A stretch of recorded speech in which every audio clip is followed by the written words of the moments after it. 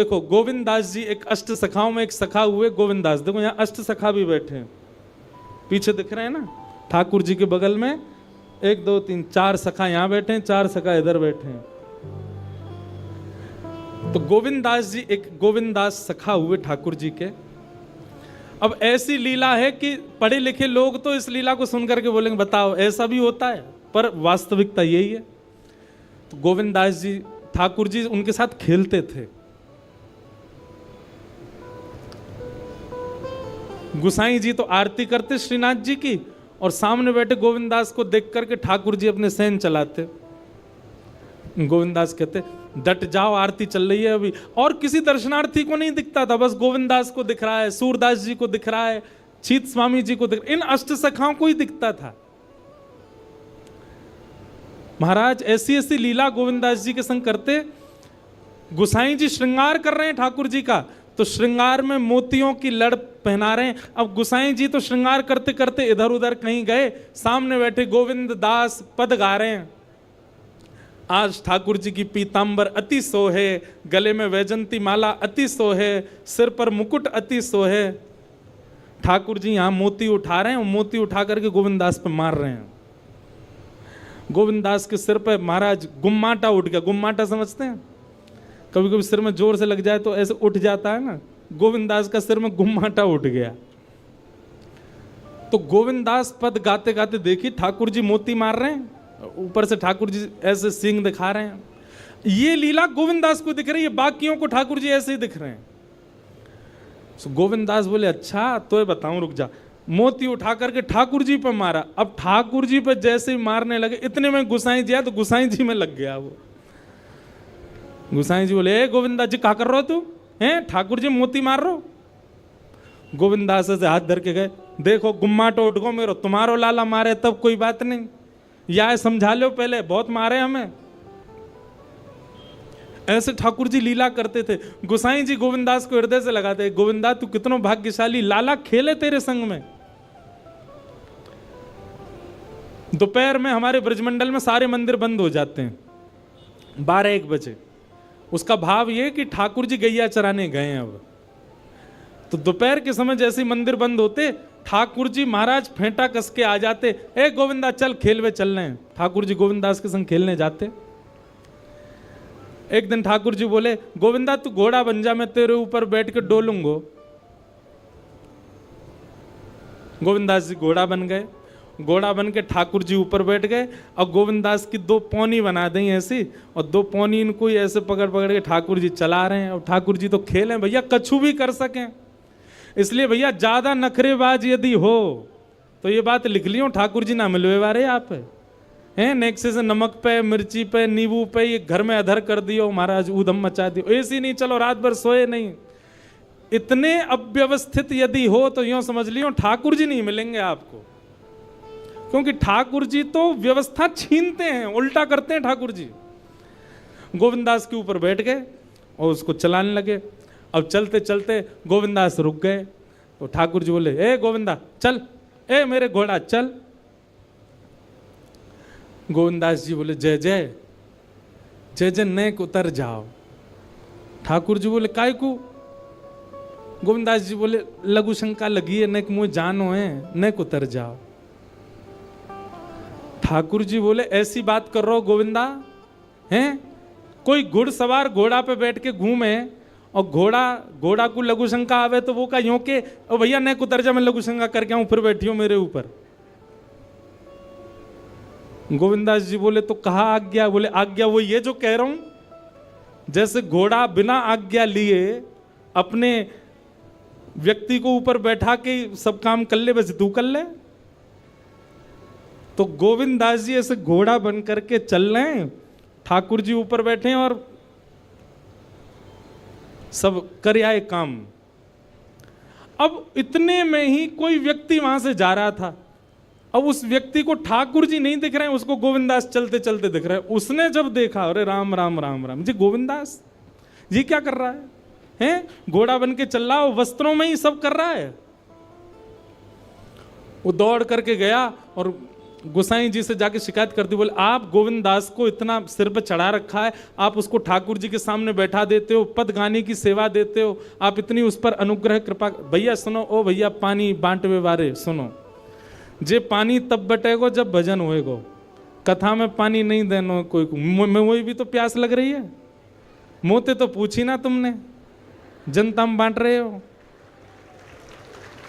भाई देखो श्रोताओं, हमारी बात सुनो, कथा ऐसे सुनो जैसे व्यास जी कथा सुनाते, बिना फोन चलाए, बिना पानी पिए, बिना उबासी लिए, बिना इधर उधर हुए, एक चित्त आपको हम देखते रहते हैं। 3:30 बजे से बैठे हैं, कितने बज गए? 6:30। हमने पानी पिया, पानी पीने को मना नहीं है, पर जब भजन कीर्तन हो तब पियो, है ना। अब जिन जिन पर मिल गया वो डुकुस लो, पी लो और जिनको नहीं मिला वो पद का प्रतीक्षा करो, पद आवे तब ही पानी बांटनो है। ठीक है भैया, पानी वारे भैयाओं सबरे बैठ जाओ, बोलो वृंदावन बिहारी लाल की। मैंने कि हम लीला सुना रहे हैं, जे सबरे इधर उधर क्या कर रहे हैं बताओ तो महाराज किसी व्यक्ति ने गोविंद दास जी को ऐसे देख लिया, ओहो जे तो ऐसे ही डोल रहा है और चलते फिरते ही कर रहा है। गोसाई जी से जाकर के शिकायत कर दी और गोसाई जी से कही, बोले गोसाई जी आपने गोविंद दास को बहुत सिर पर चढ़ा लिया आज। अरे भाई, खड़े होके लघु शंका करना भी मना है शास्त्रों में, वो तो ऐसे बैठ करके चलते चलते कर रहा था और वस्त्रों में ही कर रहा था, इतना अपवित्र, और आप उसको मंदिर की सेवा देते हो। गोसाई जी को सुन करके अच्छा नहीं लगा। शाम को स्नान आदि करके दूसरे वस्त्र पहन करके गोविंदास आए, आकर के आपने गोसाई जी को प्रणाम किया तो गोसाई जी ने मुंह फेर लिया। तो गोविंदास बोले, जय जय, आप नाराज हो हमसे? गोसाई जी बोले, आप आचार विचार सब भूल चुके हैं अपना, आप इस प्रकार से आज कुछ कर रहे थे, मुझे लोगों ने बताया आकर के।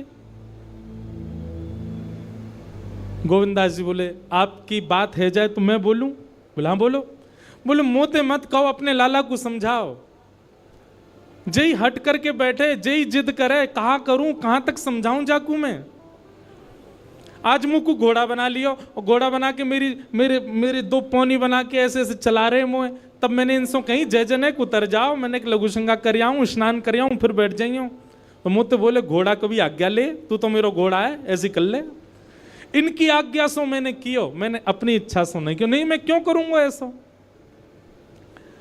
गोविंद दास जी की बात सुनकर के गोसाई विठलनाथ जी इतने भावुक हो गए, इतने भावुक हो गए। उस दिन गोसाई जी ने नियम बना दिया, सबको बोल दिया, बोले सुनो आज के बाद गोविंदास कुछ भी करे इसकी शिकायत हमसे मत करना। क्यों? गोविंदास अपनी इच्छा से कुछ नहीं करता, जय जय कराते हैं उससे, ठाकुर जी कराते हैं उससे, इसलिए गोविंदास की। तो ये कथा हमने क्यों सुनाई आपको? ये कथा हमने उन लोगों को सुनाई है जिनके नखरे बहुत हैं, जो देहाभिमान शून्य नहीं है, जिनका देह इतना अभिमानी हो चुका है कि उस देह के अकॉर्डिंग यदि कुछ ना मिले तो वो विचलित हो जाते हैं। उस देह के हिसाब की अगर कोई वस्तु ना मिले तो वो ऐसे हो जाते हैं, मतलब लड़ लेंगे किसी से, कुछ भी कर देते हैं। इतना ज्यादा देहाभिमानी व्यक्ति यदि हो गया, ठाकुर जी उसको नहीं मिल सकते।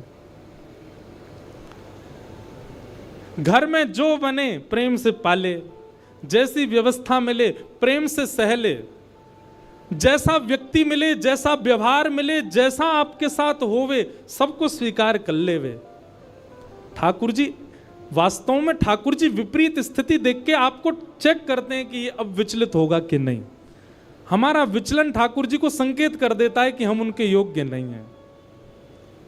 इसलिए भैया, परीक्षा आने पर सिर पकड़ के वही बालक बैठता है जो पढ़ता नहीं है, लेकिन जो पढ़ा लिखा बालक होता, अच्छे से जिसने अध्ययन किया, वो तुरंत कलम उठा के लिखना शुरू कर देता है। ऐसे ही आध्यात्मिक व्यक्ति है। आध्यात्मिक व्यक्ति कथाओं में जाकर के, सत्संग सुनकर के वो इतना देहाभिमान शून्य हो चुका है कि जीवन में आने वाली विपरीत अवस्था रूपी परीक्षा, उसको देख करके वो सिर पे हाथ नहीं धरता, परेशान नहीं होता, उसका हल करता है, उससे निवृत्त होता है। इसलिए कथा सुनने के बाद कथा ने आपको स्वीकार किया, इसका एक प्रमाण यह है कि फिर आपके साथ जो हो आप उसमें विचलित नहीं होइएगा। अगर आप विचलित होते हैं, अगर विचलन आपके चित्त में आ जाती है, तो इसका मतलब अभी कथा सुनने में, भक्ति करने में, भजन करने में कहीं चूक आप कर रहे हो। सूरदास जी का एक बहुत अच्छा पद है, पूरा मुझे अभी याद नहीं, मैं एक दिन सुनाऊंगा, एक पंक्ति सुना दूं। सूरदास जी कहते हैं, जैसे राखो तैसे रहूं, जैसे राखो तैसे रहूं, जानत हो सुख दुख सब जन के। आप सब जानते हो ठाकुर जी, मैं अपने आप क्यों बताऊं आपको कि मुझे क्या दीजिए क्या मत दीजिए। जानत हो सुख दुख सब जन के, मुख से कछु न कहो, जैसे राखो तैसे रहूं। लिख लीजिएगा, भक्ति आपको स्वीकार करना सिखाती है। परिस्थिति, व्यक्ति, वातावरण सबको स्वीकार करना सिखा देती है। आप हर स्थिति में रमने लग जाते हो, फिर आप विचलित नहीं होते। और कहीं विचलन होती है तो आपकी भक्ति में कहीं चूक है। इसलिए भैया ठाकुर जी के लायक बनो, और ठाकुर जी के लायक बनने के काजे हर प्रकार की स्थिति को सही है, सह लीजिए। तो ज्ञान और वैराग्य भक्ति भागवत से प्राप्त होंगे, और भागवत आपको ऐसे मॉडिफाई कर देगी कि फिर आपको फिर संसार की किसी स्थिति, परिस्थिति, व्यवस्था, अव्यवस्था से कोई फर्क नहीं पड़ेगा। आप सम हो जाओगे, हर स्थिति में प्रसन्न रहने लग जाओगे। कथा ऐसा निर्माण करेगी। तो नारद जी महाराज को कहा सनत कुमारों ने कि तुम भागवत की कथा कराओ, भागवत की कथा से ज्ञान और वैराग्य युवा हो जाएंगे। तब नारद जी ने पूछा, भागवत की कथा कैसे करानी चाहिए, कहां करानी चाहिए, किससे करानी चाहिए। तब यहां पर सनत कुमारों ने एक एक बात बताई। बोले सबसे पहले सुंदर बैठने की व्यवस्था करो, जितने ज्यादा से ज्यादा वैष्णव कथा में आ सकें उतना ज्यादा से ज्यादा प्रचार प्रसार करो। कथा कराना कैसे चाहिए सुनो, सब नियम बताएं भागवत जी में। दूसरा, एक शुद्धि व्यास को ढूंढो। व्यास कैसा होना चाहिए, बोले विप्र होना चाहिए। सबसे पहली बात, ब्राह्मण होना चाहिए। देखिए एक बात हम आपसे निवेदन करें, इस मंच से हम बोल सकते हैं, हम कोई जातिवाद पर नहीं बोल रहे, हम तो और बोलते हैं कथा में कि जात पात पूछे नहीं को, हरि को भजे सो हरि को हो। पर कथा कहने के लिए, कथा सुनाने के लिए वक्ता जो हो वो कम से कम विप्र हो। क्यों? क्योंकि आप यदि विप्र से कथा नहीं सुनेंगे तो कथा बहुत कुछ करती है। आपके पितरों को मुक्त करती है, आपके पितरों को निवृत्त करती है, आपके संचित पापों को नष्ट करती है। वो एक विप्र के द्वारा ही हो पाएगा, जो जनेऊ पहनता हो, जो त्रिकाल संध्या करता हो, जो शिखा धारण करता हो, जिसके अंदर विप्र के लक्षण हैं, जो वेद अध्ययन करता हो, उसी से ही आप कथा सुन सकते हैं। सबसे पहला विप्र होना चाहिए। दूसरा, व्याख्यान में कुशल होना चाहिए वक्ता। एक विषय का व्याख्यान करना जानता हो, उदाहरण देख करके आपको समझाना जानता हो। तीसरा, धीर बुद्धि वाला होना चाहिए। कैसा भी प्रश्न कर लो सबके उत्तर देना जानता हो, ऐसा वक्ता हो। वक्ता ऐसा ढूंढिए। फिर तीसरी बात क्या बताई, बोले जितने श्रोता आए सबके लिए कुछ प्रसाद की व्यवस्था, भले ही फल बटे, भले ही मिष्ठान बटे, भले ही नमकीन बटे, कुछ भी थोड़ा बहुत सबको मिलना चाहिए। सबके प्रसाद की व्यवस्था होनी चाहिए। और कथा में जितना ज्यादा से ज्यादा हो सके भगवत चरित्र, भक्त चरित्र, वैष्णव चरित्रों का प्रसंग होना चाहिए। अब आदि आदि गुण और बताएं कि गंगा के समीप में कथा होनी चाहिए यदि श्रेष्ठ कथा हो। नहीं हो सके तो जहां आप रहते हैं वहां सुंदर स्थान ढूंढ, पर विशिष्ट कथा का नियम गंगा के तट पर, यमुना के तट पर, किसी भी सुंदर नदी के तट पर कथा का क्रम होना चाहिए। अब ये उस काल की बात है क्योंकि तब पंडाल नहीं होते थे। तब क्या होता था, गंगा के तट पर घने वृक्ष होते थे तो वृक्षों के नीचे ही श्रोता बैठते थे, इसलिए गंगा तट को प्रधानता दी। आदि आदि ऐसे सब नियम बताए। फिर कथा सुनने वालों के नियम बताए। कथा सुनने वालों का नियम क्या है? सबसे पहला, वक्ता से पहले आकर के स्थान ग्रहण करें। दूसरा, आपस में चर्चा ना करें। तीसरा, एक आसन में बैठ करके ज्यादा देर हो सके तो कथा श्रवण करें। कभी यूं और एक आसन बताएं, उसको कहते हैं दरिद्रासन। कौन सा आसन? उसमें बैठने से व्यक्ति दरिद्र हो जाता है। ये इसको कहते हैं दरिद्रासन। मैं बैठ ही नहीं सकता ऐसे। ये हम आपके लिए बता रहे हैं, इस आसन में बैठना नहीं, इसके बढ़िया तो ऐसे बैठ लो, पर ये दोनों ऐसे हाथ करके बैठना, ये दरिद्रासन है। इससे दरिद्रता चित्त में आती है, इसलिए ऐसे नहीं बैठना। एक आसन में बैठो, सुख आसन में बैठो। जिस आसन में हम बैठे इसको कहते हैं सुख आसन। अब भाई पांव ही खराब है गए हैं, घुटने में दर्द है रो तो फिर कुछ रोगियों के लिए कोई बात नहीं, पर एक आसन में बैठ करके कथा सुनो। सोफा वाले कहेंगे हम बैठे तो हैं सोफा पे एक ही आसन में। देखो आसन कैसा होना चाहिए जिसमें आपका देह कंफर्ट में ना रहे। सोफा वाले आई एम सॉरी, कुर्सी सोफा वालों से आई एम सॉरी, महाराज जी भी सोफा पर ही बैठे, क्षमा। पर कथा कैसे सुननी चाहिए? कंफर्टेबली बैठ करके नहीं। आप जब तक इनकंफर्ट नहीं होगे तब तक वो तपी नहीं माना जाएगा। और सत्य बताएं तो कथा में मन ही तब लगेगा जब आप एक आसन में एक स्थिति में बैठोगे। तो आसन शुद्ध होना चाहिए, वक्ता से पूर्व आ जाना चाहिए। वक्ता जब कहे कीर्तन करो तो सबको कीर्तन करना चाहिए। वक्ता जब बोले तब सबको शांत रहना चाहिए। दूसरी बात, तत्श्रृण्वन प्रपठन विचारण परो भक्त्या विमुच्चे नरः। कथा जो सुने उसको याद कर लेवे, घर जाकर के उसका मनन चिंतन करे। और तीसरा, मनन चिंतन करके तुरंत अपनी लाइफ में इंप्लीमेंट करे। आपने कथा सुनकर के केवल सुन लिया लेकिन उसको उतारा नहीं जीवन में, तो आपका श्रोता धर्म पूर्ण नहीं होगा। इस प्रकार से श्रोता को कथा सुननी चाहिए। आदि आदि सब भाव बताए गए, कथा कैसी सुननी चाहिए, कैसे सुनानी चाहिए, सब बातों को बताते हुए यहां पर फिर सनत कुमार कहते हैं, तावत् पापानि देहिस्मिन् निवसन्ति तपोधनाः यावन्न श्रूयते सम्यक् श्रीमद्भागवतम् नरैः। बोले भैया आज कौन सा डे है? आज मंडे है, सोमवार है। हमारी कथा विश्राम कब होगी? रविवार को, संडे को। हम सबके जीवन में 7 ही दिन होते हैं।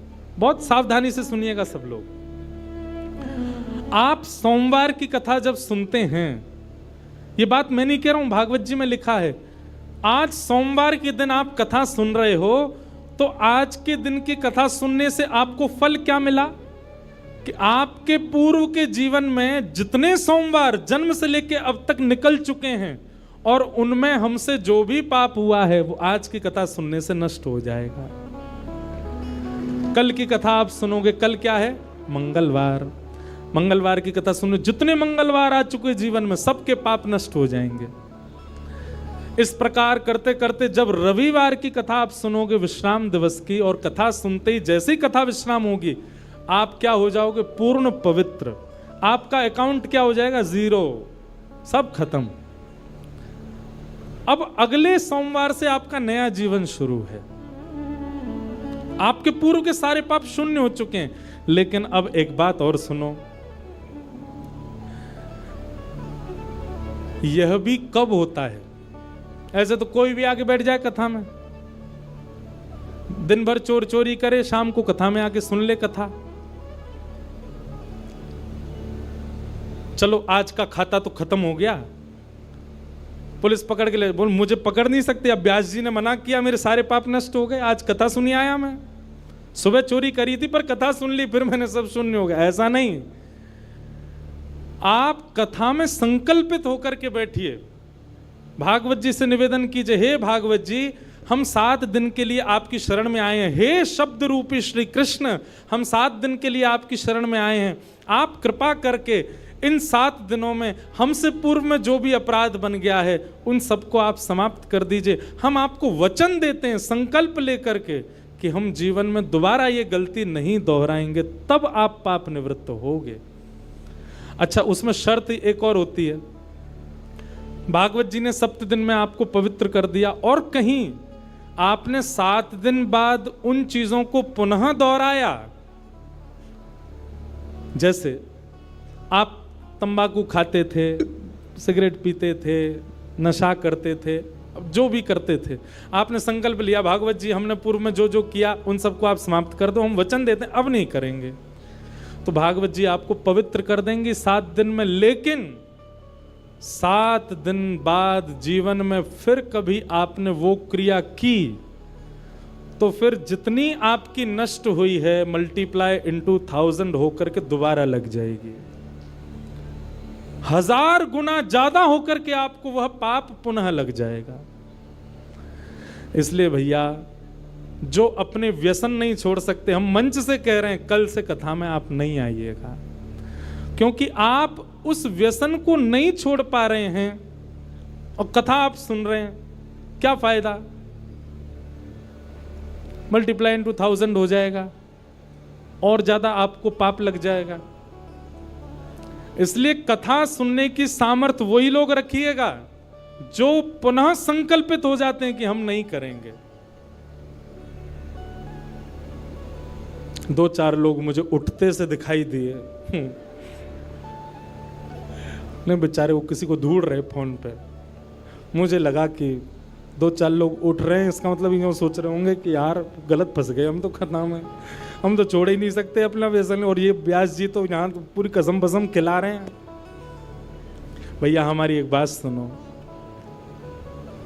संबंध किसको कहते हैं? जहां पर एक व्यक्ति अपने दूसरे प्रेमी के लिए स्वयं को बदलता है। कथा हम लोग ठाकुर जी से संबंध बनाने के लिए सुनते हैं, तो क्या हम इतना नहीं बदल सकते कि जो हमारे बुरे कर्म हैं, जो हम गलत क्रिया करते हैं, और विशेष रूप से सुनिए ध्यान से पंजाब के हमारे युवा भाई बहन, वैसे तो यहाँ सब अच्छे ही बैठे हैं, पर आपके जो मित्र आदि हैं बहुत व्यसन में पड़े हुए हैं। पंजाब सबसे समृद्ध प्रांत है भारत का। जैसे शरीर में सारे पार्ट्स आपके ठीक हैं, पर माइंड खराब हो जाए तो सबको खराब करने की सामर्थ्य केवल माइंड में है। ठीक वैसे ही भारत के अनेक प्रांत हैं, पर भारत का सबसे समृद्ध प्रांत पंजाब है। इसका मतलब भारत की बहुत सी इकोनॉमी पंजाब के लोगों से चलती है। बिजनेस में देख लो, इंडस्ट्री में देख लो, गायकी में देखो, हर जगह पंजाबी आगे हैं। यहां के लोग ही अपना खान पान और व्यसन नहीं छोड़ेंगे तो पूरे भारत पर उसका इम्पैक्ट पड़ेगा। इसलिए हमारी युवाओं से प्रार्थना, जो जो कथा में बैठे हैं अपने अपने सखा सखीन को पकड़ के लाओ कथा में और उनको सुनवाओ, और जब कथा सुन लेना वो पूरी 7 दिन, तब उनको ये वाली बात बताना, बोले अब तेने अगर पाप किया तो 1000 मल्टीप्लाई हो जाएगा। पहले ही बता दी तो डर के मारे आएगा ही नहीं, वो कह देगा वायरल हो गया मैं नहीं आ सकता। तो कथा आपको पवित्र करेगी। तावत पापानि देहेस्मिन्, पाप तब तक आपके शरीर में रहेगा जब तक आप कथा पंडाल में नहीं आए। कथा पंडाल में आती पाप सारे भाग जाते हैं, पर कब? जब श्रोता संकल्पित हो जाता है। ऐसी भागवत की कथा के बारे में बताया, और इस प्रकार अब ये कथा भक्ति ज्ञान वैराग्य की पुष्टता के लिए हो रही थी। तभी उस सभा में भक्ति महारानी अपने दोनों पुत्र के साथ आ गई और दोनों पुत्र जो कि वृद्ध हो चुके, कथा में आते ही नवीन एव स्वरूपनी, नया स्वरूप हो गया, पकी हुई दाढ़ी बिल्कुल चली गई, बिल्कुल युवा हो गए दोनों, ज्ञान और वैराग्य। भक्ति महारानी देख करके नृत्य करने लगी। भक्ति सुतौ तौ तरणौ गृहीत्वा प्रेमैक रूपा सहसा विरासीत्। श्री कृष्ण गोविंद हरे मुरारे नाथेति नामानि मुहुर्वदन्ति। भक्ति ज्ञान वैराग्य दोनों तीनों नृत्य करने लगे, युवावस्था में आ गए और कहा महाराज बड़ी कृपा, इस कथा ने वो कर दिया जो कोई नहीं कर पाया। ज्ञान वैराग्य जो वृद्ध हो चुके थे दोनों युवा हो गए। भक्ति अपने युवा पुत्रों को देख करके प्रसन्न हो गई। तो भागवत जी क्या करती हैं? भक्ति ज्ञान वैराग्य को चित्त में युवा करती, उनको वो सोए हुए हैं उनको जगा देती हैं। कई बार कथा सुनने के बाद ऐसा भी हो सकता है कि 7 दिन में आपको इतना वैराग्य हो जाए कि आप घर वालों से कहो हम तो महाराज जी के संग ही जा रहे हैं, हमको नहीं रहना चंडीगढ़ में। वैराग्य आ गया है चित्त में, अब नहीं रहना हमको, महाराज जी की सारी लिस्ट आ गई, कथा की पीछे चल देंगे इनके। ऐसा वैराग्य आपको आ सकता है, पर वो वैराग्य नहीं है। वैराग्य किसको कहते हैं? सबके बीच में रहो और बीच में रहते हुए भी किसी को भी अपने ऊपर हावी मत होने दो। 56 भोग आपके सामने पर आपकी जीभ में पानी ना आवे, ये वैराग्य है। असंख्य सुंदरी नारियां आपके सामने पर आप अपने ऊपर वश करके बैठे हो, ये वैराग्य है। अनंत सुंदर पुरुष आपके सामने आ गए पर आप अपने बिल्कुल विरक्त भाव से वहां अपने मन को वश में करके बैठे हैं, ये वैराग्य है। ऐसा वैराग्य कथा दिलाती है। और एक काम और किया कीजिए शयन में, ठाकुर जी की चरण सेवा तो करनी है और संग ही संग क्या करोगे? जैसे यशोदा मैया लाल जी को कोई कहानी सुनाती है, ऐसे ही आप कथा सुन के जाते हैं या YouTube पर भी सुनते हैं, कहीं भी सुनते, कोई चरित्र सुनते हैं आप, लीला, वो लीला ठाकुर जी को सुनाया करो। अब कई लोग क्या करते हैं, कथा चालू करके फोन में ठाकुर जी के आगे धर देते हैं। अच्छी बात है, हमारी हाजिरी लग जाती है आपके ठाकुर जी पर शयन के समय तो आप अपने ठाकुर जी को स्वयं कथा सुनाओ। जैसे बालक को माँ से कहानियां सुनकर के नींद आती है, वैसे ही हमारे घर के ठाकुर जी, बंधुओं देखो, मंगला में जब ठाकुर जी सुबह सुबह उठते हैं ना, उस समय आप कौन हो? उस समय आप गोपी का स्वरूप हो। सभी साधक बहुत ध्यान से सुनिएगा। मंगला में ठाकुर जी के उत्थाप, सुबह सुबह उठाने के समय आप गोपी स्वरूप धारण करके ठाकुर जी को उठाओ।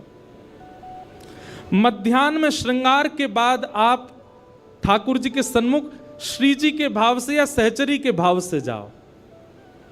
और रात्रि शयन के समय ठाकुर जी के सन्मुख श्री यशोदा जी के भाव से जाओ।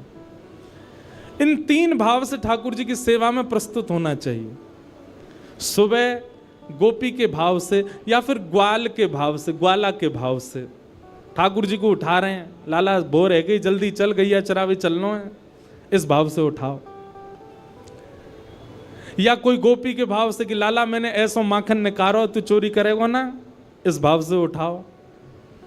मध्याह्न के समय कोई ब्रज की गोपी या फिर कोई सहचरी ललिता विशाखा या श्री जी के भाव से ठाकुर जी को रूप दर्शन करके, श्रृंगार दर्शन करके बार बार बलैया लो। एक प्रियतमा के भाव से ठाकुर जी का दर्शन करो। और रात्रि शयन के समय यशोदा के भाव से ठाकुर जी को सुलाओ। ठाकुर जी को कोई कथा सुनाओ, लीला सुनाओ, पद सुनाओ और चरण सेवा करो। चैतन्य। और ठाकुर जी का तीसरा स्वरूप क्या है? आनंद। तो सत परमात्मा, सत राधा रमण लाल, सत वृंदावन चंद को यदि आपने चैतन्य मान लिया, 3 रूप बताए ना, सच्चिदानंद, तो सत परमात्मा को यदि आपने चैतन्य मान लिया तो सत परमात्मा ही चैतन्य बन के आपको आनंद प्रदान करने लगे, वही आनंद देगा। अभी हमारी सेवा में हमको सुख मिलता है, अभी हमारी सेवा में हमको संतुष्टि होती है, पर जिस दिन आनंद आने लगेगा संतुष्टि नहीं मिलेगी, आपको लगेगा कोई कमी रह गई, अभी और कुछ करना है ठाकुर जी की सेवा में और ये भाव प्रस्तुत करने। तो सच्चिदानंद रूपाय, भगवान के 3 रूप हैं। सच्चिदानंद, विश्वोत्पत्त्यादि हेतवे, भगवान के काम क्या हैं? रूप 3, कर्म भी 3, विश्व को बनाना, पालन करना और संहार करना। तापत्रय विनाशाय, 3 प्रकार के तापों का उपशमन करने वाले ऐसे श्री कृष्णाय वयम नमः, श्री कृष्ण को हम बारंबार प्रणाम करते हैं। इस प्रकार भागवत जी में प्रथम श्लोक महात्म में ठाकुर जी को वंदन किया गया। आज महात्म है, मतलब कथा क्यों सुनी जाती है, उसका महत्व क्या है, बहुत सावधानी से सुनिएगा। हम आप मानवों के कल्याण के लिए श्रीमद् भागवत की रचना हुई। भागवत जी कई रूपों में हमें पुष्ट करती हैं। उन्हीं भावों को बताते हुए आगे के सत्र में बताते हैं, आगे के प्रसंग में बताते हैं कि एक बार नारद जी महाराज भ्रमण करते करते बद्रीनाथ गए और बद्रीनाथ में उनको भगवान का प्रथम अवतार मिला। भगवान के प्रथम अवतार कौन है बताओ? 24 अवतारों के सबको पता है, 24 अवतार हैं, दशावतार हैं। प्रथम अवतार कौन सा है भगवान का? सनक, सनंदन, सनातन, सनत कुमार। इनको हम पूरा नाम, चार छोटे छोटे बालक हैं, छोटे छोटे भाई हैं, सब जानते ही होंगे। इनको हम सनत कुमार कहते हैं। क्या कहते हैं? सनत कुमार। ये भगवान के प्रथम अवतार। क्योंकि ब्रह्मा जी ने जब मानव बनाए तो सबसे पहले सनत कुमारों को बनाया, इसलिए सनत कुमारों को भगवान की उपाधि दे दी। ये कौन है? बोले परमात्मा हैं। तो ये आज भी बद्रीनाथ में विराजते हैं सनत कुमार, तपस्वियों को दर्शन होता है। तो नारद जी महाराज बद्रीनाथ गए और बद्रीनाथ में सनत कुमारों ने जैसे नारद जी को देखा तो नारद जी का मुख देख करके सनत कुमार बोले कि आप बड़े दुखी लग रहे हो, बड़े पीड़ा में लग रहे हो, क्या बात है? तब नारद जी ने अपना कष्ट बताया। अहम तुम पृथ्वीं यातो ज्ञात्वा सर्वोत्तमामिति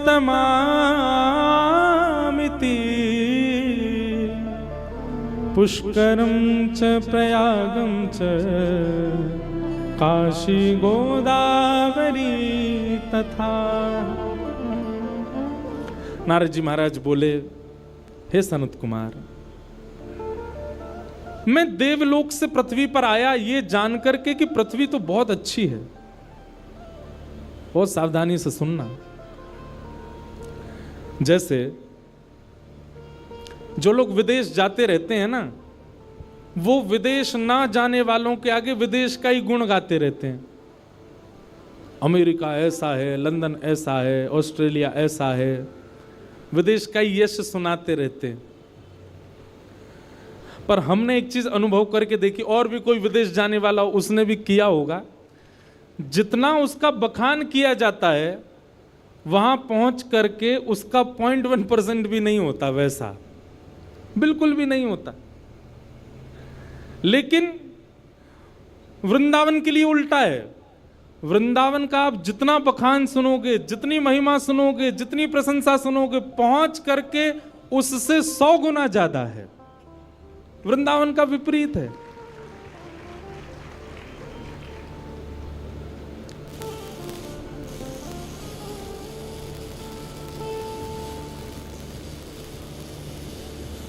काय हो भैया?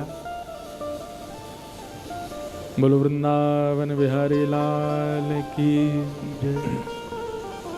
हम एक बात कहते हैं, इधर देखो, कथा में लाइट जावे, चिर्र मिर्र होती रहे, कभी कोई आते आते गिर जाए, माइक बंद हो जाए, तो यही समझना चाहिए ठाकुर जी घूम रहे हैं पंडाल में। क्यों भाई? दैवी शक्ति है, और दैवी शक्ति कहीं आ जाए तो निश्चित है कि ये संसारी वस्तुएं अपने आप ही डामाडोल तो होंगी। दैवी शक्ति हमारे पास भी आ जाए, हमारा स्पर्श कर ले, तो हम भी स्थिर तो नहीं रह सकते, हमारे भी नेत्रों से आंसू। कई लोग पूछते हैं बहुत आंसू आते ठाकुर जी को देखते, यही समझना चाहिए ठाकुर जी छू रहे हैं आपको, इसलिए आ रहे हैं आंसू। लेकिन संसार के लिए रोवे वारे इनकी नहीं है ये बात। 31 सेक्टर वाली छोड़ के चली गई, रो रहे हैं ठाकुर जी ने छुआ है मुझको। नहीं नहीं, ठाकुर जी ने नहीं छुआ है।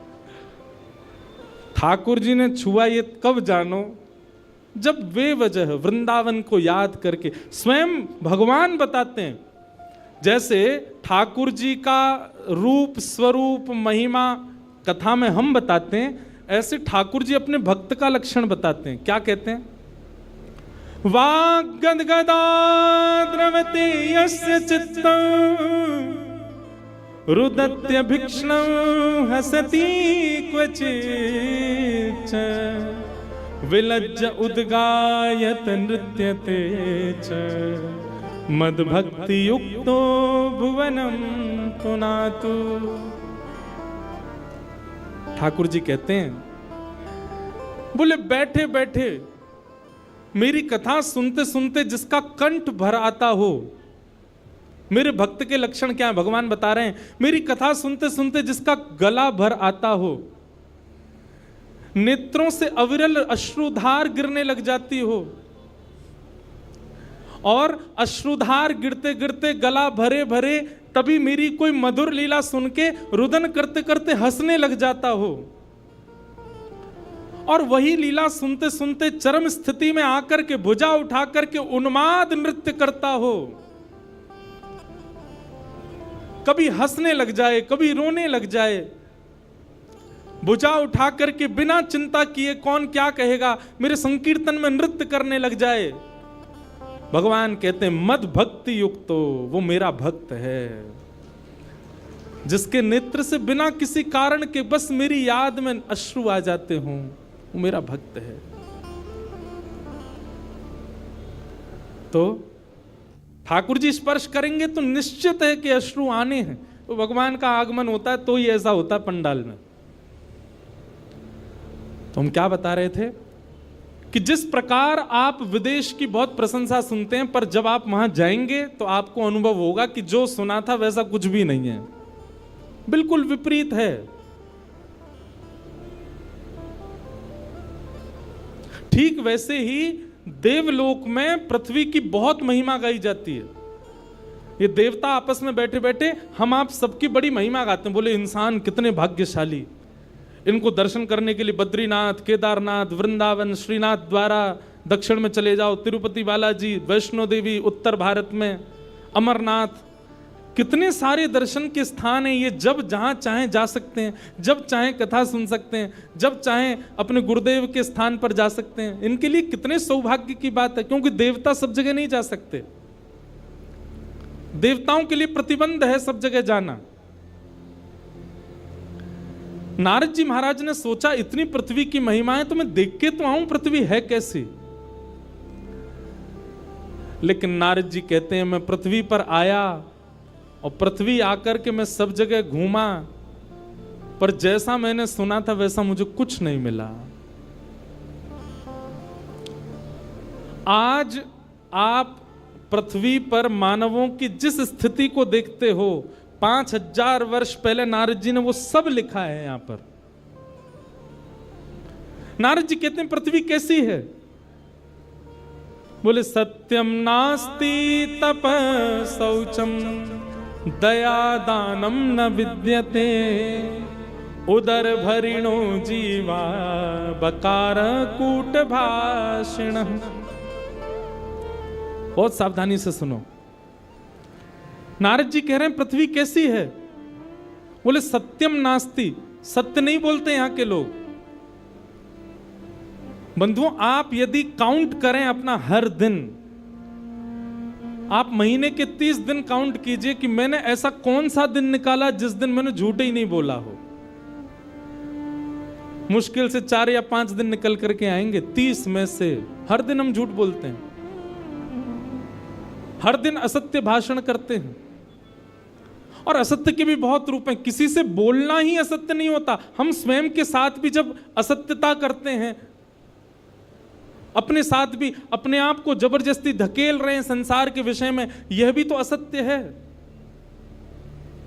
हम हर दिन असत्य बोलते हैं, तो सत्यम नास्ति, नारद जी कह रहे हैं यहां के लोग सच बोलते ही नहीं है।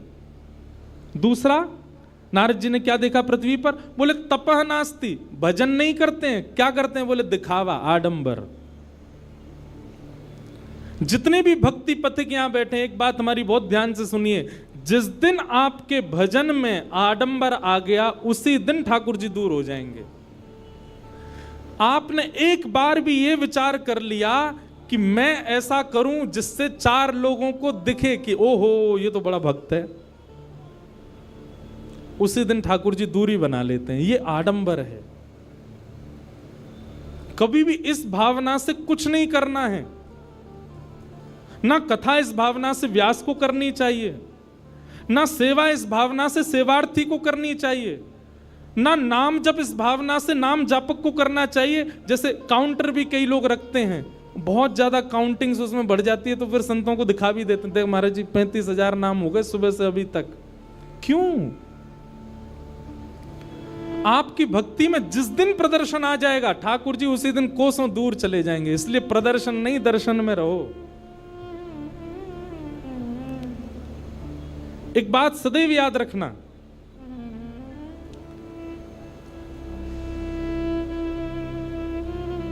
धन और विद्या जितनी बांटोगे उतनी बढ़ेगी। प्रेम और भजन जितना छुपाओगे उतना बढ़ेगा।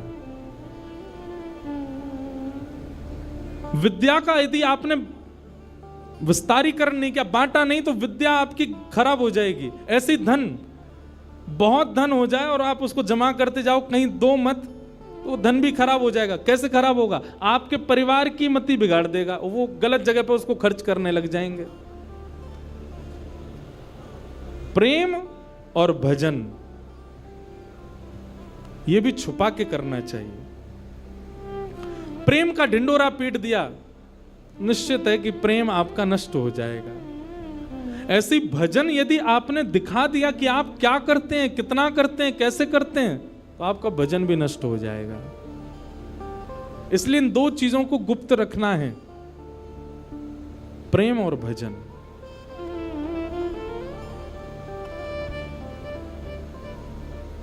नारद जी महाराज कहते हैं सत्य नहीं बोलते संसार के लोग, तप नहीं करते। बोले भजन तो गोपनीय रूप से होता है, यहां तो दिखावा करते हैं लोग। तपह नास्ति, शौचम नास्ति, बोले पवित्रता केवल दिखावे की है। नहा लेते हैं 2 बार दिन में, लेकिन पवित्र नहीं है। हम लोग स्वच्छ तो रहते हैं, हम लोग सुंदर तो रहते हैं, पर पवित्रता नहीं है। पवित्रता बाह्य नहीं होती, भीतर की होती है। पवित्र नहीं है। तपह नास्ति, शौचम नास्ति, तपह नास्ति, और क्या कह रहे हैं? बोले दया नास्ति, दया भी नहीं है हम लोगों के अंदर। दया के नाम पर भी हम केवल दिखावा करते हैं। और फिर क्या कह रहे हैं? बोले दानम नास्ति, दान भी नहीं करना जानते हम। एक बात हमारी सुनिएगा, दान का स्वरूप शास्त्रों में बताया गया कि अगर आपने किसी को कुछ दिया और देने के बाद में अगर आपने किसी से जाकर के कहा ये तो मैंने दिया था, उसी समय आपका दान का पुण्य खत्म हो जाता है। किसी को प्रदान करने के बाद आप गा नहीं सकते कि ये मैंने दिया था। और दान का मतलब धन देना ही नहीं होता, दान का मतलब वस्त्र देना ही नहीं होता, दान का मतलब असहाय को उसकी जरूरतमंद वस्तु देना ही नहीं होता। दान के रूप में बहुत कुछ आता है। कई बार ऐसा देखा गया कि किसी व्यक्ति की सहायता से कोई व्यक्ति बहुत श्रेष्ठ बन गया। अब वो श्रेष्ठ बन गया तो वो नीचे खड़ा खड़ा सबको बोलता है मैंने ही तो बनाया इसको, मेरे ही भजन से, मेरे ही बल से, मेरे ही, मुझसे पैसे मांग के ले गया था, आज देखो इतना बड़ा आदमी बन गया। आप नहीं कह सकते इस बात को।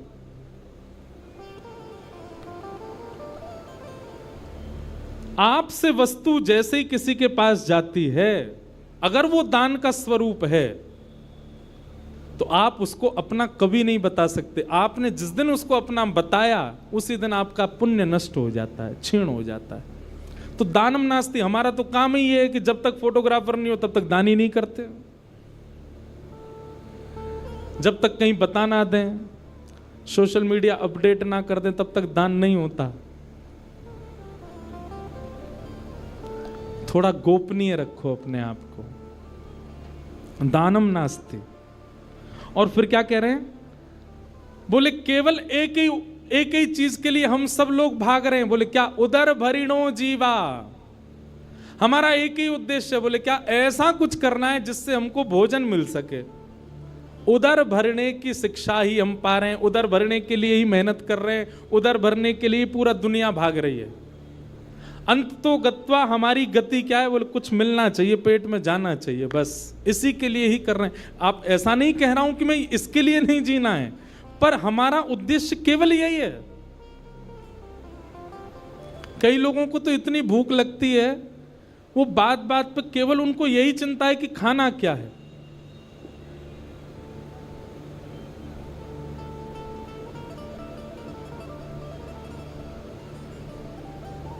उदर भरिणो जीवा। नारद जी कह रहे हैं पृथ्वी के लोग ऐसे हैं। कैसे हैं? बोले उदर भरिणो जीवा। और फिर कैसे? बोले बरा का कूट भाषण। केवल दिखावे में अच्छा बोलते हैं, अंदर से सामने वाले का बुरा ही चाह रहे हैं। बस दिखावे में बोल रहे हैं कि आप अच्छे रहो, आपका ये काम बने, आपकी बिटिया बढ़िया रहे, आपके पुत्र बढ़िया रहे, पर भीतर से सब आपका अनिहित ही चाहते हैं।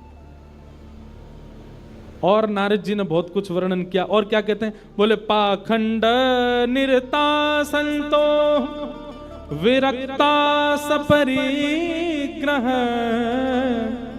तरुणी प्रभुता गे शाल को बुद्धिदायक। देखो, सत्य कड़वा होता है और कई लोगों को अच्छा भी नहीं लगता, पर यह सत्य है। हमको सत्य बोलना होता तो हम मंच से ही बोल देते हैं। यहां सब सार्वजनिक सुन लेते हैं ना लोग। अब एकांत में कोई मिले तब नहीं बोलता मैं। क्या बात कह रहे हैं? तो कहते हैं पाखंड निरताः संतो। बोले साधु संत सन्यासी विरक्त, ये भी संत इसलिए बने ताकि उसके रूप में आके पाखंड कर सकें। सबके लिए ऐसी बात नहीं कही जा रही है, पर अधिकतर परसेंटेज ज्यादा उन लोगों की है जिन्होंने भेष धारण किया है केवल। वास्तविक में वो संत नहीं है, वास्तविक में उनके मन में भाव नहीं है। और विरक्ता सा परिग्रह है, तो विरक्त, सब चीज से छूटे हुए, पर कहीं ना कहीं उनके मन में भी परिग्रह की इच्छा होती है, परिवार बसाने की इच्छा होती है। और क्या कह रहे हैं? बोले तरुणी प्रभुता गे है। घर में किसकी चलती है? बोले पत्नी की चलती है। तरुणी प्रभुता गे है। माता पिता नहीं, बड़े बुजुर्ग नहीं, पर विवाह हो जाए तो पत्नी ही सर्वस्व है। तरुणी प्रभुता गे है शाल को बुद्धिदायक। बड़े भैया की बात नहीं मानेंगे, छोटे भाई की बात नहीं मानेंगे, पर साले साहब यदि कुछ कह दें तो वो हमारे लिए सिरोधार्य है। शाल को बुद्धिदायक। नारद जी ने इस प्रकार अब बहुत सारी बातें यहां बताई हैं, सबके बारे में सत्य बता दिया। बोले विवाह नहीं होता है, कन्या विक्रय होता है, वर विक्रय होता है। बेटा को इसलिए नहीं पढ़ा रहे हैं कि तू पढ़ लिख के विद्वान बन, इसलिए पढ़ा रहे हैं तो पढ़ लिख के अच्छा बनेगा तो विवाह में हम इतनी मांग कर सकते हैं। ये सब नारद जी पहले ही बता रहे हैं। नारद जी कहते हैं पृथ्वी पर घूम करके मेरा मन बहुत अशांत हो गया, यहां के लोग तो बड़े विचित्र हैं। तभी नारद जी कहते हैं बाकी सब बात छोड़िए, सब जगह भ्रमण करता करता करता जैसे ही मैं वृंदावन गया, वृंदावन में मैंने एक आश्चर्य देखा। क्या? बोले एक युवती, एक परम सुंदरी कन्या यमुना जी के तट पर बैठी है और उसकी गोद में दो वृद्ध लेटे हैं। उस कन्या से मैंने जब पूछा कि तुम कौन हो, तो उसने अपना परिचय दिया कि मैं भक्ति हूं, और मेरी गोद में जो ये दो वृद्ध हैं, ये दोनों ज्ञान और वैराग्य, ये मेरे पुत्र हैं। मैंने उसको पूछा, तुम युवा हो और तुम्हारे पुत्र वृद्ध, ये कैसे हो सकता है?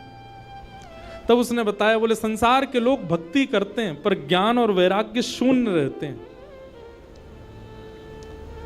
भैया हमारी प्रार्थना है, केवल भक्ति मार्ग में आ जाना अच्छी बात है, पर भक्ति के दो पुत्र हैं, ज्ञान और वैराग्य, उनके बिना यदि आप भक्ति मार्ग में जाओगे तो आप कभी ना कभी फिसल सकते हो, कभी ना कभी रुकावट आ सकती है। और ज्ञान और वैराग्य इतने कठिन मार्ग नहीं है, ज्ञान और वैराग्य इतने बड़े कठिन नहीं है जितना आपको लगते हैं। ज्ञान का मतलब बहुत स्पष्ट है, सही और गलत की पहचान को ही ज्ञान कहते हैं। ज्ञान का मतलब बहुत नॉलेज ले लेना नहीं होता, बस सही और गलत क्या है इतना विवेक बुद्धि आ जाना, इसी को ज्ञान कहते हैं। और वैराग्य का मतलब सब छोड़ देना नहीं होता, वैराग्य का मतलब सबसे विरक्त हो जाना नहीं होता, वैराग्य का मतलब सबके बीच रहते हुए भी उसके प्रति आसक्ति ना होना, उसको वैराग्य कहते हैं। हम कथा वक्ता हैं, हम सब जगह जाते हैं, हर प्रकार के लोगों से मिलते हैं, हर प्रकार की वस्तु, हर प्रकार का भोग हमारे सामने आता है, पर उसके प्रति इच्छा ना होना, इसी को वैराग्य कहते हैं। विदेश भी जाते हैं, सब जगह घूमते हैं, जो एक भोगी व्यक्ति, संसारी व्यक्ति कर सकता है वो सब हमारे सामने भी प्रस्तुत होता है, पर सामने प्रस्तुत होते हुए भी उसको ना करना, यही वैराग्य। सूरदास जी की पंक्ति में हर कथा में गाता हूं, तजोरे मन हरि विमुखन को संग, जाके संग कुमति उपजत है, जाके संग कुमति उपजत है, पड़त भजन में भंग, हाँ पड़त भजन में भंग, तजोरे मन हरि विमुखन को संग, तजोरे हरि विमुखन को संग। उन सब भावों का, उन सब वस्तुओं का त्याग करना है जिनसे ठाकुर जी की भक्ति कम होती है। प्याज और लहसुन खाना पाप नहीं है, आपको नरक नहीं जाना पड़ेगा उसके बदले, पर अगर आपके चित्त में प्रेम भक्ति है और आप इन तामसी वस्तुओं का यदि बहुत सेवन करते हैं तो प्रेम लक्षणा भक्ति कम हो जाएगी। आपके मन में त्याग की स्थिति है, आप बहुत जल्दी डिटैच हो जाते हैं चीजों से, लेकिन आप तामसी वस्तुओं का सेवन करते हैं तो आपके डिटैचमेंट की जो स्थिति है वो नष्ट होती चली जाएगी। साधक स्थिति, भक्त स्थिति हमारी कम होती है इन सब वस्तुओं के सेवन, इसलिए उसको मना किया गया। वो सब भाव वर्ज्य बताए गए हैं भक्ति मार्ग में जिनसे ठाकुर जी की प्रेम लक्षणा भक्ति कम होती हो। इसलिए उन्हीं भावों में हम पैंट पहन के क्यों नहीं करते कथा, हम टी शर्ट पहन के क्यों नहीं आते कथा में, बगलबंदी क्यों पहनते हैं, धोती ही क्यों पहनते हैं। ठाकुर जी की प्रसादी बनाने वाले को भी हम यही क्यों कह रहे हैं कि धोती पहन के बनाओ। हम आप लोगों से भी क्यों निवेदन कर रहे हैं कि कम से कम तिलक लगाओ, कंठी माला गले में धारण करो। ये वैष्णव वेश धारण करने से भी आपका संग सुधरता है, आपका मन सुधरता है, आपकी भावना शुद्ध होती है, तामसिकता से आप बचते हो। इसलिए बहुत जरूरी है ये सब। तो वैराग्य का मतलब सब छोड़ देना नहीं होता, वैराग्य का मतलब सबके बीच रहते हुए भी उसके प्रति आसक्ति ना होना, इसको वैराग्य कहते हैं। ये भक्ति के दो पुत्र हैं, ज्ञान और वैराग्य। जब तक ये चित्त में नहीं आएंगे, भक्ति महारानी प्रसन्न नहीं रह सकती। इसलिए इन दोनों को चित्त में धारण करो। नारद जी महाराज ने देखा कि ज्ञान और वैराग्य दोनों वृद्ध हो गए, तो नारद जी महाराज ने प्रयास किया कि ज्ञान और वैराग्य को युवा कैसे किया जाए। संतों से पूछा, लेकिन कोई भी इसका प्रमाणित उत्तर नहीं दे पाए। तब नारद जी महाराज आज सनत कुमारों से पूछते हैं कि भक्ति के पुत्र ज्ञान और वैराग्य युवा कैसे होंगे, कृपा करके मुझे बताओ। बहुत सावधानी से सुनना। भक्ति हम सबके चित्त में है, पर ज्ञान वैराग्य पुत्र नहीं है हमारे पास। भक्ति के पुत्र वो कैसे आएंगे, उसी का उपाय यहां पर सनत कुमार बता रहे हैं।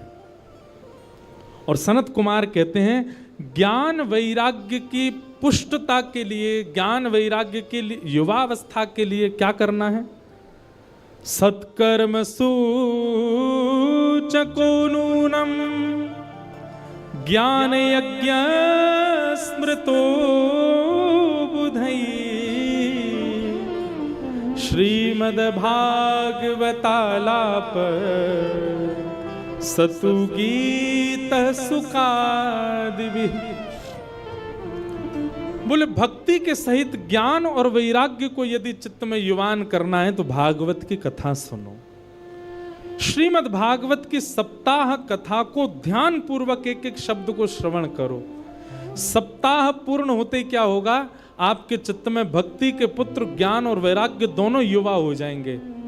विवेक बुद्धि जागृत हो जाएगी, सही गलत में पहचान अपने आप प्रकट हो जाएगी, अपने आप डिटैच होना शुरू कर दोगे।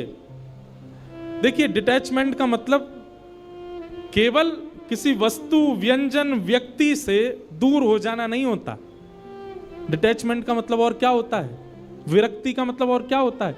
आपके घर में कुछ ऐसी वारदात हो गई, भगवान ना करे कुछ हो, ऐसा कुछ हो गया जिसके कारण आप बहुत विचलित हो गए। विचलित आप कब होगे? परेशान आप कब होगे? जब आपके चित्त में विरक्ति नहीं होगी। लेकिन कथा आपको ऐसा बना देगी कि फिर चाहे जीवन में जो हो जाए, आपकी लाइफ के साथ चाहे जो कुछ हो जाए, आप उससे टूट नहीं सकते, आप उससे परेशान नहीं हो पाओगे। व्यक्ति टूट जाता है, गिर जाता है, बिखर जाता है और फिर कोसता है ठाकुर जी को, मेरे साथ ये क्या हो गया। ये वही व्यक्ति करता है जो आध्यात्मिक नहीं है।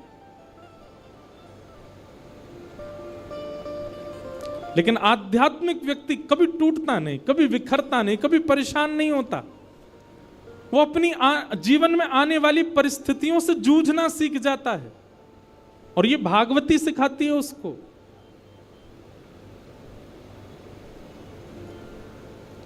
सुदामा जी महाराज के जीवन में नहीं आई थी, बहुत विषम परिस्थितियां आई। मीराबाई के जीवन में नहीं आई, बहुत विषम परिस्थितियां आई। अरे कहां तक कहें, जिस पति से विवाह हुआ मीराबाई का, बस वे ही एक सपोर्टर थे उनके ससुराल पक्ष में, और कोई सपोर्ट नहीं करता था मीराबाई को।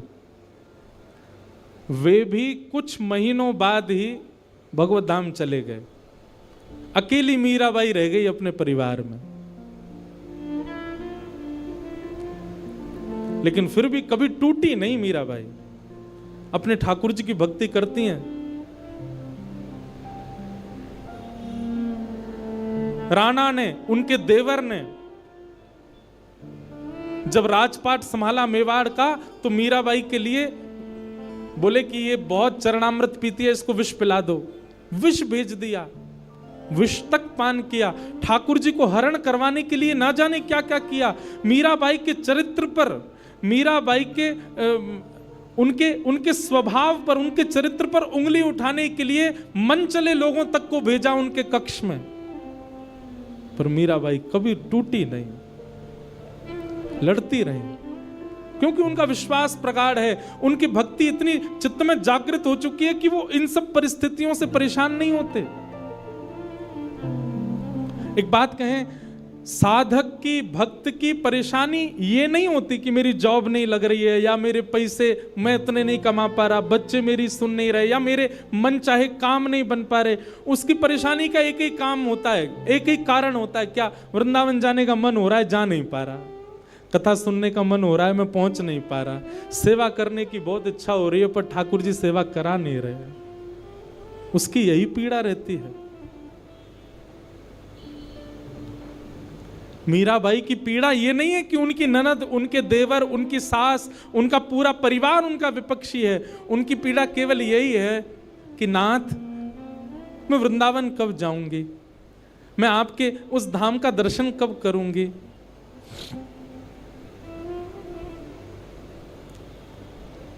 कथा आपको ऐसा बना देती है कि फिर संसारी आने वाली पीड़ाएं आपको अनुभव नहीं होती हैं। आपकी पीड़ा का कारण केवल ठाकुर जी हो जाते हैं कि ठाकुर जी क्यों नहीं मिल रहे हैं। पीड़ा केवल ये है।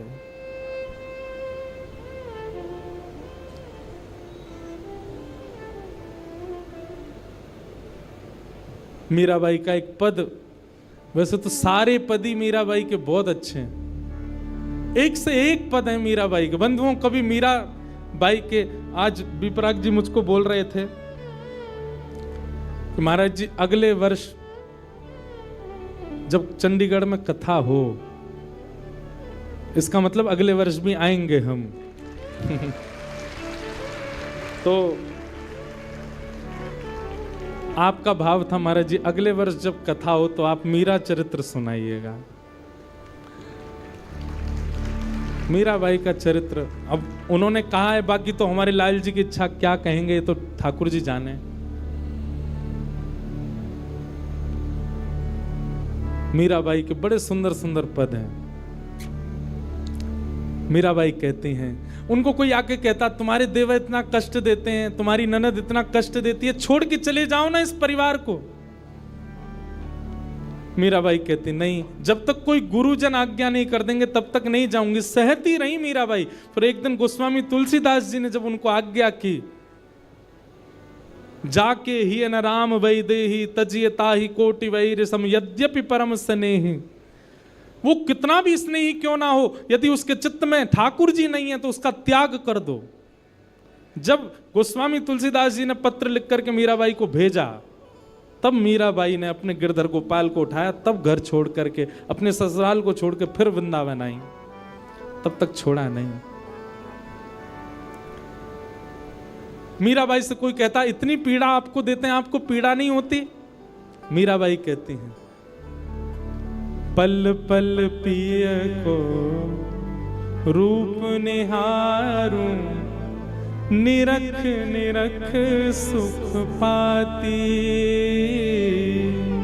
पल पल पिय रूप निहारूं, निरख निरख सुख पाती। मीराबाई कहती है पीड़ा तो देते हैं, पर जैसे ही पीड़ा आती है ना, तो पीड़ा आने पर मुझको लगता है कि ये मेरे साथ ऐसा क्यों कर रहे हैं।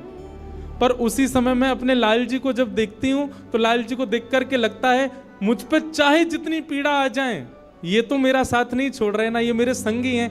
तो जब वे लोग पीड़ा देते हैं तो पीड़ा होती है, पर मैं तब लाल जी को देख ली तो लाल जी को देख करके मेरी पीड़ा दूर हो जाती है। आहा, यह संसार सकल जग झूठा, झूठा कुल रानाता। यह संसार सकल जग झूठा, झूठा कुल रानाता। इनकी पीड़ा मुझे कहां लग सकती है? झूठे लोग हैं ये, इनसे मेरा कोई संबंध नहीं है। साचे एक राधा रमण जो मेरे साथ हैं, मुझे पीड़ा क्यों होगी? यह संसार सकल जग झूठा, झूठा कुल रानाता।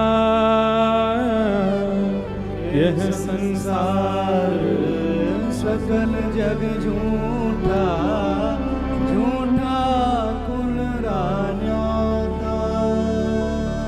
मीरा के प्रभु गिरधर नागर, मीरा के प्रभु गिरधर नागर। साचे केवल मेरे नाथ हैं, मीरा के प्रभु नटवर नागर, मीरा के प्रभु नटवर नागर, हरि चरणाच राची गिरधर जन्म मरण रासा गिरधर जन्म